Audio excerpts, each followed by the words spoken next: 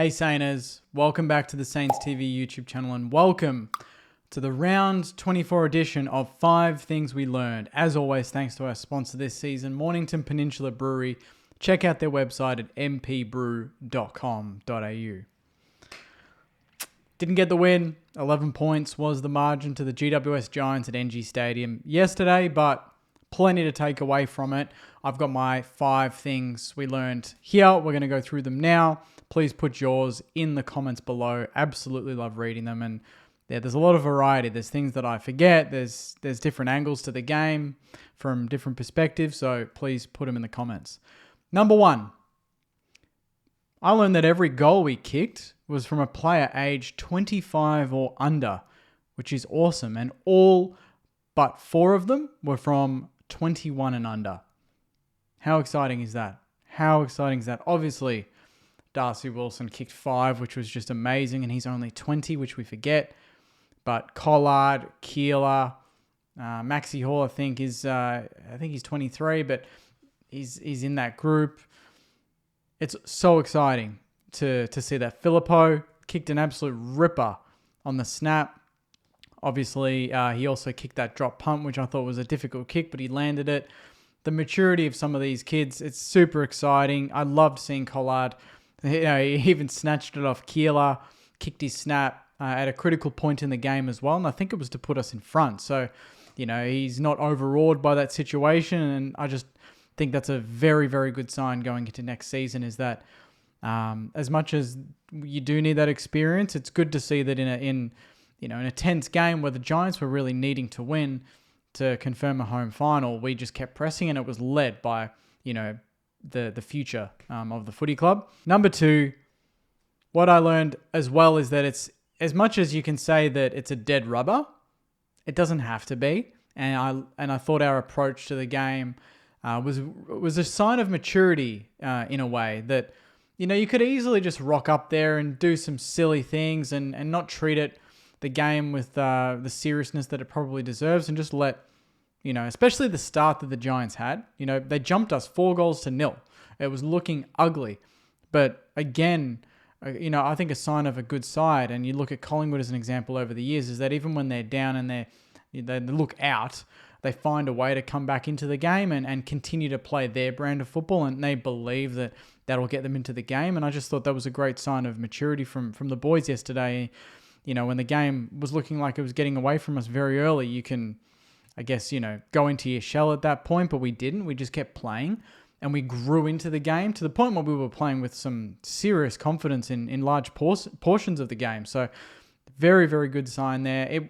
It was a dead rubber, but the boys didn't treat it that way, and I loved that, And I think that just bodes really well going into the future. The key thing is now, though, off the back of this point, is that we need to start the season that way, because every game early in the season is important, because you want to make finals. You want to continue to build.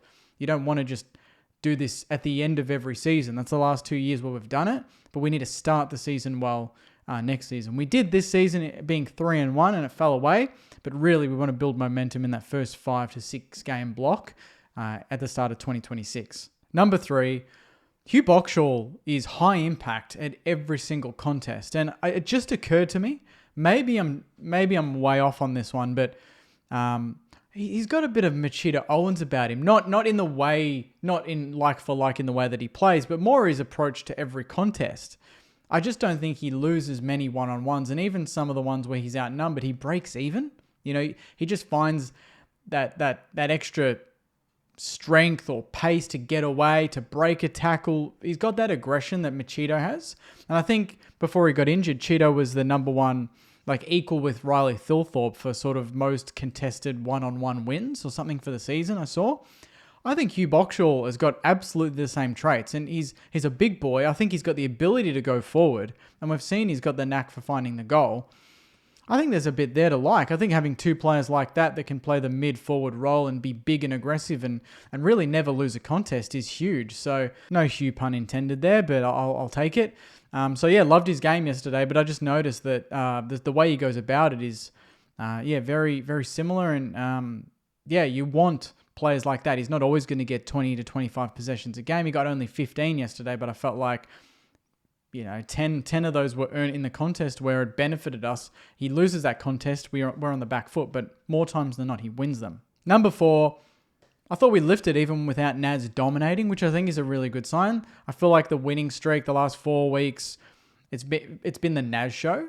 But yesterday, other players lifted, other players carried it, other youngsters, and maybe that's just a sign of what he does to the team. Even if he's not performing, just him being in the team and playing football in the red, white, and black lifts everyone around him, and I think he's got that about him. But at the same time, he got a cramp, went off the ground, and as much as it was a bit of a worry, we kind of were in the game, and the boys were lifting anyway. So I think the more other players grow around him, the better we're going to be for it. We can't be relying on him to just do everything. But if we can take some weight off his shoulders and let him do what he does best without having to do too much, then I think we're going to be better for it as a team. But I really liked that on the stat sheet, he didn't look like he had a big game. He had 3 points, didn't kick a goal, only had 24, I think, or 25 possessions for memory. So I think that's a good sign. You don't always... I think a good team, if their best player's not playing well, but they still find a way, I think that's really good. Obviously, we didn't find a way, but we were very competitive, highly competitive in this game without Naz having an all-time game, which I thought was a good sign. Number 5, not a good thing, but not a bad thing either. We've lost, I think we need to remember that we've lost 6 games by under 20 points this year. And the gap to finals for us to bridge, say the Dogs finish 9th, they're on 14 wins. That's 5 games. That's 6 under 20 that on another day, with a stronger team, with further development, we might be able to finish off. The Fremantle game away, I see us in 12 months' time being able to finish that off. Maybe not specifically against Fremantle, but that type of game where you're leading and you're away from home and it's difficult. Yesterday, easily a winnable game on another day. Obviously, these are all ifs, buts, and maybes and all that shit, but my point is, as much as we can focus on a couple of the blowouts, there was a stretch of games there where, they were under 20 points and they were winnable. We did also win, I think, 4 out of 6 under 11 points. So our close game record is pretty damn good.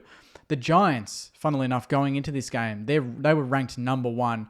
They were 4 wins and 0 losses, I think, going into this game for games decided by 11 points or less. So they're now 5 from 5 with games under 2-goal margin. So the Giants are very good in those situations. We're getting there. And hopefully we're going to get better for it. But it's good to find ourselves in those situations more than not, because that means you're becoming very competitive. And I'll go a bonus one. Number 6.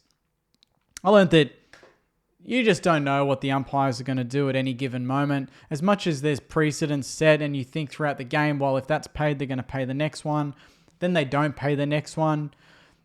It just ruins football. It's just hard to watch. And that last 10 minutes, I'm not going to say that they decided the game, but the fact that Rowan Marshall was thrown out of the contest and just no holding the balls to us, I don't think for the entire game. And I thought our pressure was the best we've seen for maybe a month.